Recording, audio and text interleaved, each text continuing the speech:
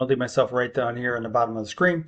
We are in Kinesiology 223, excuse me, chapter 20, still talking about athletic injuries and psychology. You may recall we started off here with causes and predictors of injury. We went over physical, social, psychological. Now we'll get into personality factors, cognitive and behavioral factors, as well as stress levels.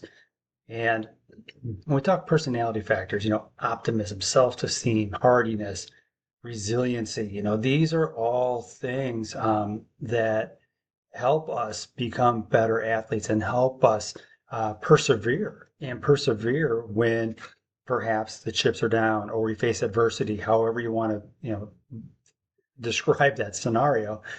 But state anxiety, as you know, is different than trait anxiety. And trait anxiety is something that a person has, and people who have higher trait anxiety versus lower trait anxiety will have a different or greater likelihood um, for injury in terms of trait anxiety.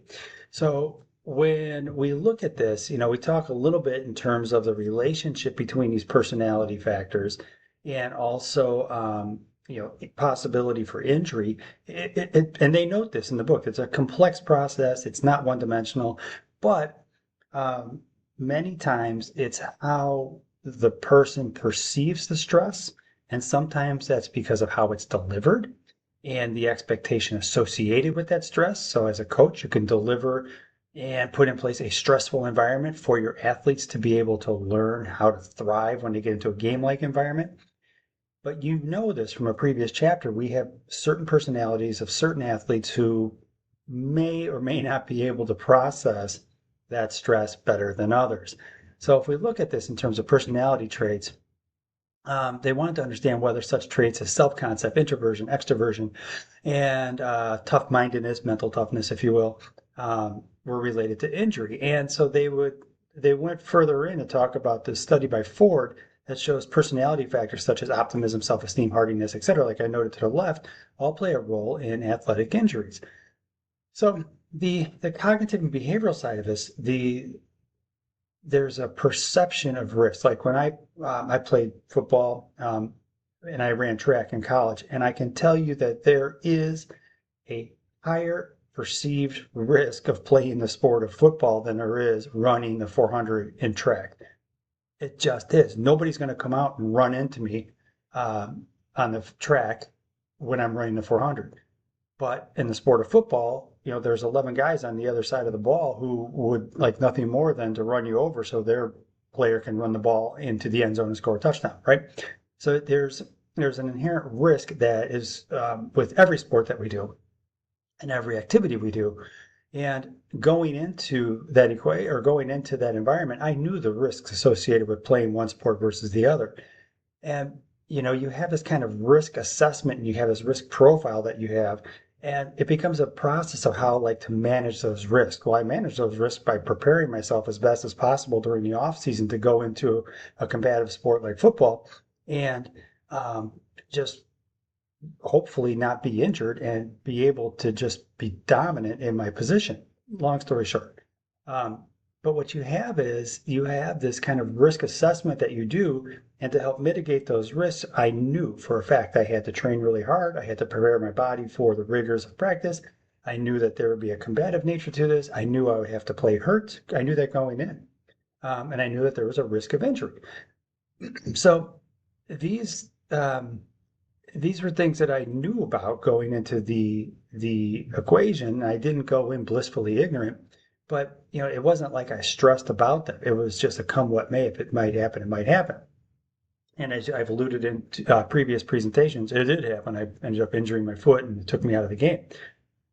But what they show is when athletes perceive that risks are low, they take more risks. So what's interesting about this in this study that we have down over here, when the environment itself is interpreted as a low risk environment, and that becomes a personality thing where maybe somebody's going out to play the sport of football and they don't really understand the risks, they'll they'll take risks that others wouldn't take. Reason being, they just don't see them, right?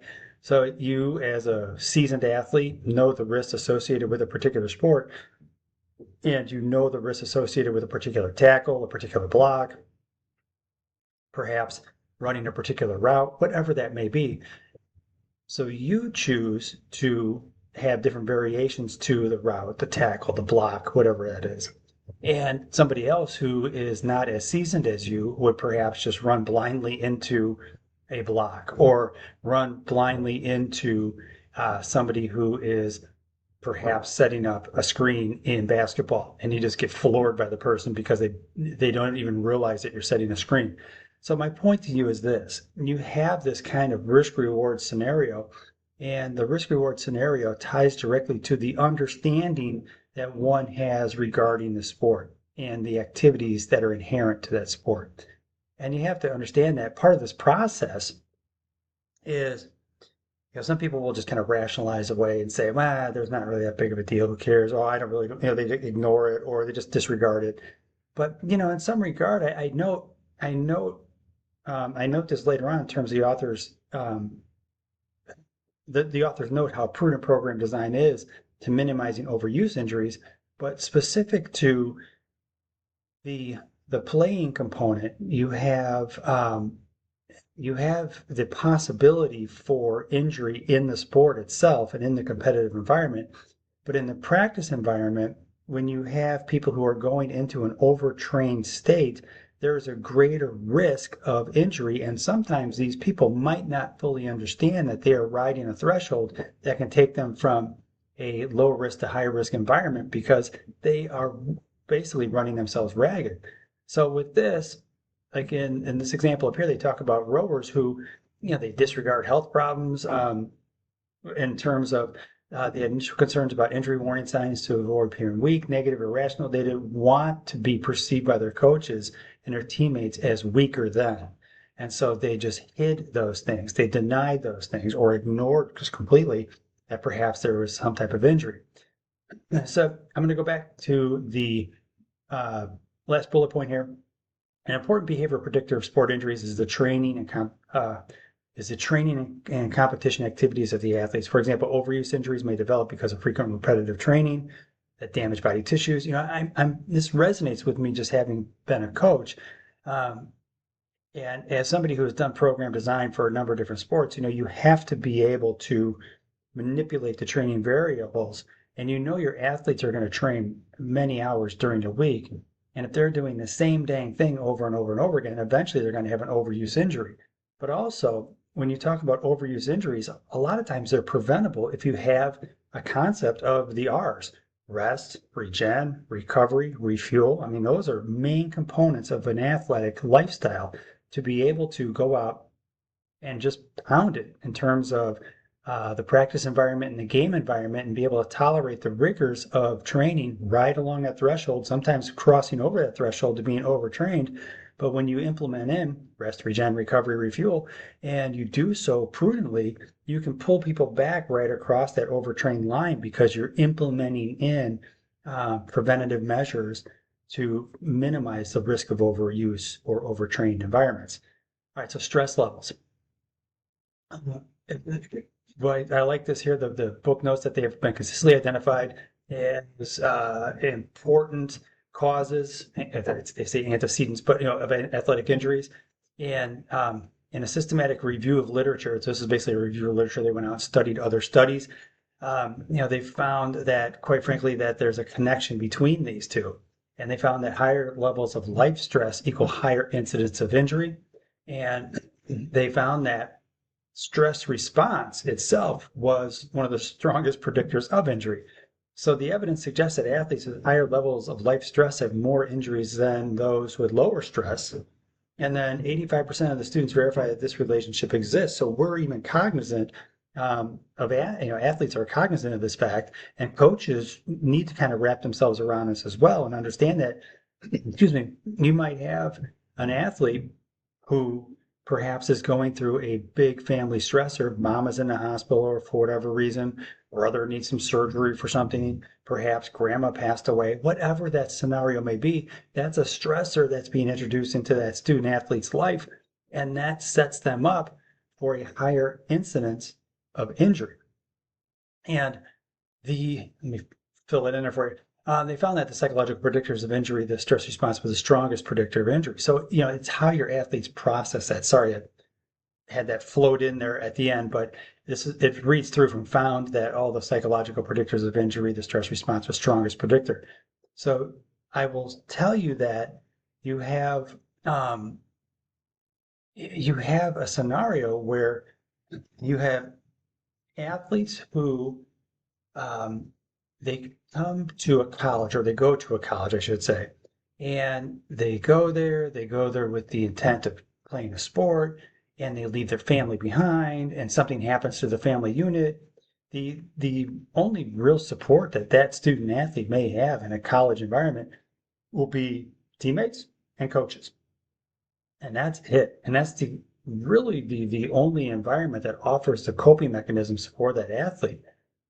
And so as a coach, you have to be very cognizant of that, and you have to have your hand on the lever and understand, or, how your athletes operate, and kind of be very aware of perhaps changes in personality, changes in their affect, changes in their performance, and just, have a nice open environment to be able to have those conversations regarding changes of stressors in their lives and how those can have a deleterious effect on performance, but could also increase the likelihood of an injury with those um, student athletes.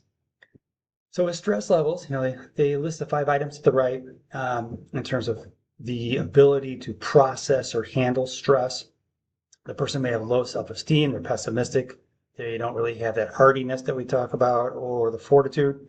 They have higher levels of trait anxiety, they have low mental toughness, and low family social support, and they have higher levels of daily hassles and decreases in daily uplift. So when you look at those 5 and you kind of think of, maybe, I know some of you are student athletes here at the college, maybe think of some of your teammates, just kind of think through some of the scenarios that they may have went through during the last season. Perhaps a family member was ill. Maybe they had a significant other they broke up with, or that person broke up with them, even worse, out of the blue. You could have these different scenarios where maybe the athlete was injured per se. Those would be contributing factors to increasing stress, which would have a greater likelihood of, because we know the correlation is there, higher stress levels would equal a higher likelihood of a possible injury. So they talk about these different, stress factors in terms of academics as well. And I've talked about it before in terms of program design. Like, you never have your athletes test out during finals week. It's just stupid. They're already under enough stress anyways. Don't have them have another stressor. And you have this with good planning and good program design, but the coach is really the driver of this, and they can have interventions for the athlete in place. You can have a student athlete peer network. You can have your athletes all be able to communicate with each other, to be able to have resources in place. And when an athlete experiences stress, be able to have some kind of stress management interventions for them. You want that not only for the sake of just the well-being of that person, but also to minimize the injuries that could happen on your team. When you also work with your athletes and talk about stress response and having stress psychological skills training, within the context of your psychological skills training, you can talk about a stress mindset, not being like stressed out all the time, but how a person can interpret, receive, perceive and receive different types of stress, or both positive and negative, and be able to process those in a positive manner and not have it become a negative in their lives. And when you look at this in terms of doing so, you're changing their kind of predisposition, if you will, or their general orientation, as the book notes, towards perceiving stress as either facilitative or debilitative.